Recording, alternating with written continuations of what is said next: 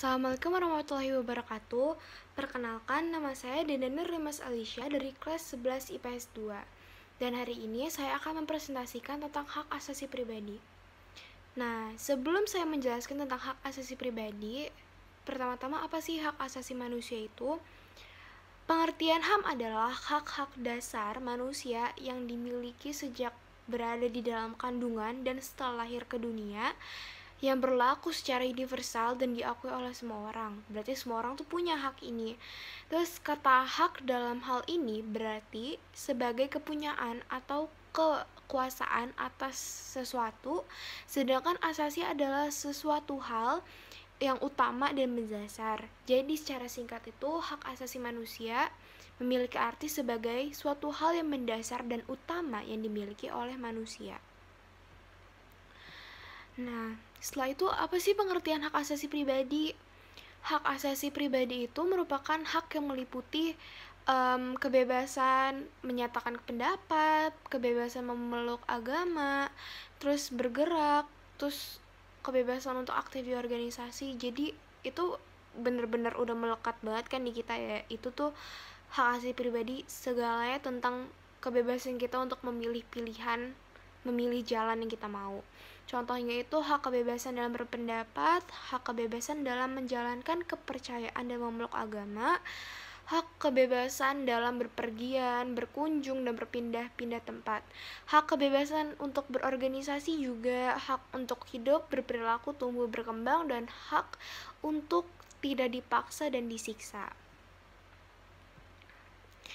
Nah, setelah itu ada aturan hukum yang mengatur. Pertama itu ada pasal 28F.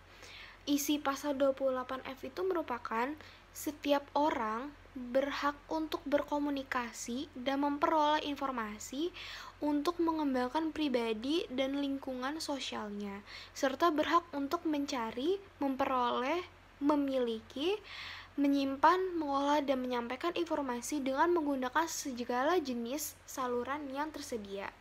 Lalu yang kedua itu ada pasal 28G ayat 1 yang berisi setiap orang berhak atas perlindungan diri pribadi, keluarga, kehormatan, martabat, dan harta benda yang dibawa kekuasaannya, serta berhak atas rasa aman dan perlindungan dari ancaman ketakutan untuk berbuat atau tidak berbuat sesuatu yang merupakan hak asasi.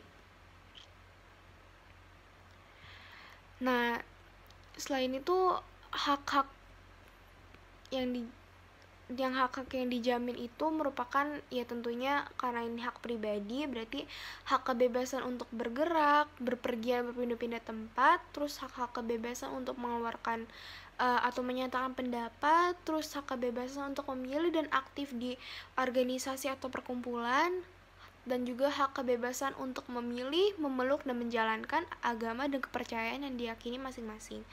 Jadi semua hak-hak yang dijamin di dalam hal pribadi ini itu semuanya tentang apa yang kita pilih, apa yang kita mau. Nah, contoh salah satu kasusnya itu ada kalau di HAM itu ada yang berat, ada yang juga ringan. Kalau berat itu berarti mengambil hak seseorang, kalau berat tuh berarti kayak pembunuhan gitu. Terus kalau misalkan ringan itu berarti kayak mencabut hak seseorang, misalkan tidak memberikan kebebasan untuk bersuara gitu. Nah, contoh ini ada penindasan, terus merampas hak rakyat dan oposisi sewenang-wenang. Terus juga menghambat, membatasi kebebasan pers, pendapat, berkumpul bagi hak rakyat dan oposisi. Dan juga kalau misalkan kita lihat kasus tuh kayak Muslim di Uyghur itu mereka bener-bener haknya dicabut, pemerintah itu ngusir mereka karena mereka itu minoritas. Dan juga kasus Israel dan Palestina, dimana Israel itu ngejajah Palestina dan diambil hak kayak tempat tinggalnya si Palestina itu.